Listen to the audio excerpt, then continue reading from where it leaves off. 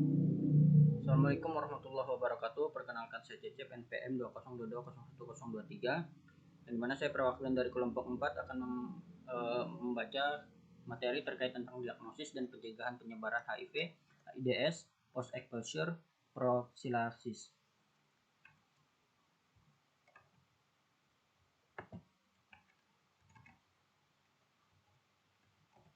Adapun latar belakang, yaitu HIV adalah singkatan dari Human Immunodeficiency Virus, yaitu merusak sistem kekebalan tubuh manusia.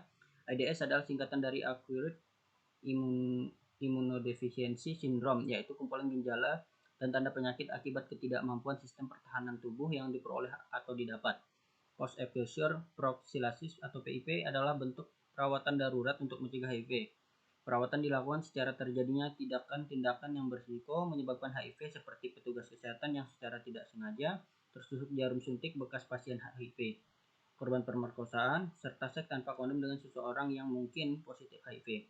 Cara kerja perawatan ini yaitu dengan memberikan obat-obatan antiretroviral atau ARV. ARV diberikan apabila status anti-HIV sumber panjanan reaktif atau tidak diketahui. Pemberian ARV hanya direkomendasikan pada 72 jam pertama pasca pajanan. Pemeriksaan anti-HIV pada petugas terpajan dilakukan saat pajanan dan 3 bulan pasca pajanan untuk menghindari Windows periode. Petugas kesehatan memiliki resiko pajanan infeksi yang cukup tinggi. Human Immunodeficiency Virus atau HIV adalah salah satu penyakit yang dapat menular melalui panjanan cairan atau jaringan tubuh. Perawat memegang peran penting dalam proses pengobatan perawatan dan dukungan pasien HIV/AIDS. Pelaksanaan tindakan perawatan didasarkan pada pedoman asuhan keperawatan pasien HIV/AIDS yang dilakukan secara terpadu, meliputi upaya-upaya promotif, preventif, kuratif, dan rehabilitatif.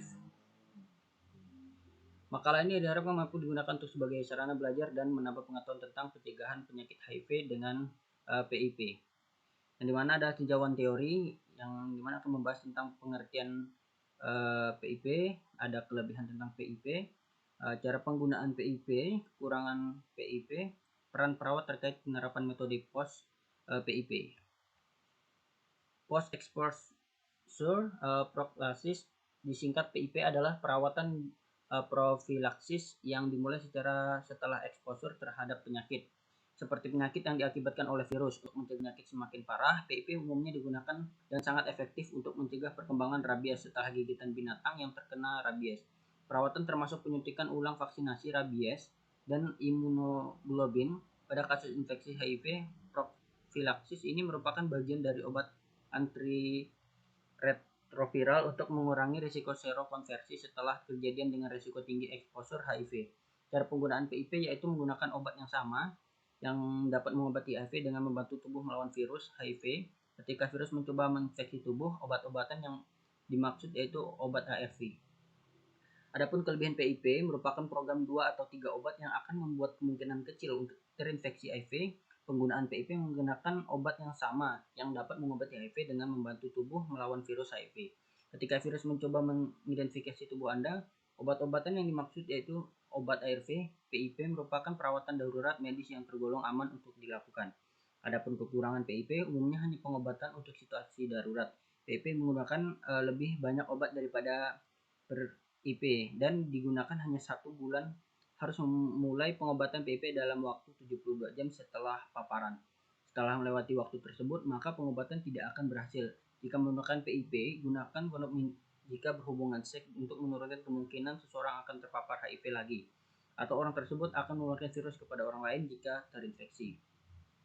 Adapun peran perawat sebagai tenaga kesehatan, perawat memiliki peran yang sangat penting dalam meningkatkan kesejahteraan masyarakat di bidang kesehatan melalui pembangunan kesehatan.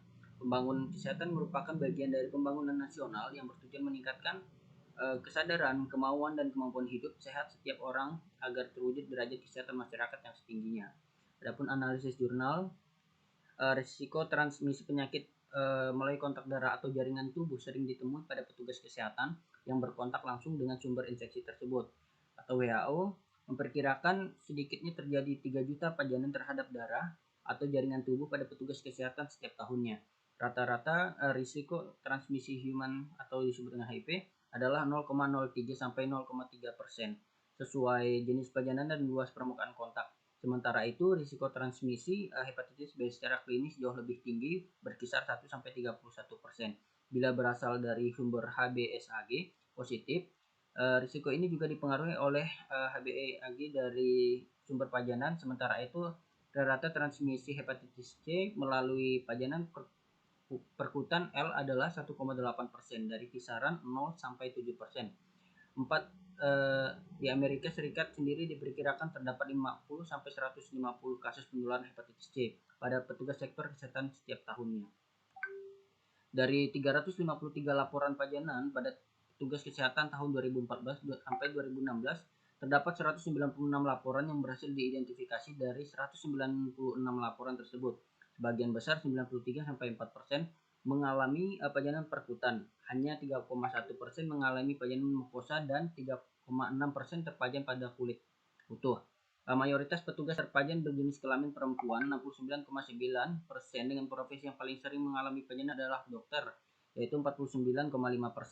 Diikuti perawat 38,3%. Perlindungan petugas berupa pemberian vaksinasi hepatitis B lengkap dilakukan oleh mayoritas petugas, yaitu 74,0%. 61,1% memiliki riwayat vaksinasi tidak lengkap dan sebesar 19,9% tidak melakukan vaksinasi sama sekali. Hal ini dipikirkan berkaitan dengan program vaksinasi hepatitis B pada bayi di Indonesia sendiri baru diterapkan pada tahun 1997, sementara mayoritas petugas kesehatan berusia di atas 19 tahun pada saat terpajan pajanan berisiko, sehingga dipikirkan bahwa masih banyak petugas kesehatan yang belum tercakup oleh program vaksinasi hepatitis B global tersebut. Yaitu selain itu, pasca vaksinasi sekalipun terdapat suatu keadaan yang disebut sebagai non-immune responder, yaitu setelah dilakukan vaksinasi namun respon imun tubuh terhadap target tidak mencapai kadar yang cukup dalam melindungi tubuh. Kita lanjut ke bagian akhir, yaitu penutupan, yang dimana berisi tentang kesimpulan dan saran. Kesimpulan, disingkat, PIP adalah perawatan prophylaxis yang dimulai segera setelah exposure terhadap penyakit seperti penyakit yang diakibatkan oleh virus.